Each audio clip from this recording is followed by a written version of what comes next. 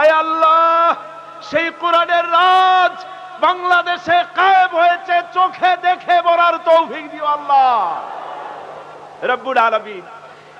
কোরআনের শাসন কায়েম করার জন্য যদি রক্ত দরকার হয়, তাহলে আজকের দরখাস্ত কবুল করো আল্লাহ।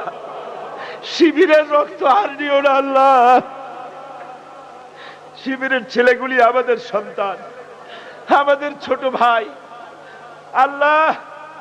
কলেজ ইউনিভার্সিটিতে ওদের অপরাধ, ওরা নামাজ পড়ে, ওরা দাড়ি রাখে, ওরা কোরআন শরীফ পড়ে, ওরা চরিত্রবান। তুমি সাক্ষী, এছাড়া ওদের অপরাধ কি আল্লাহ? শিবিরের ছেলেগুলিকে তোমার কুদরতি হাতে উঠায় দিলাম আল্লাহ।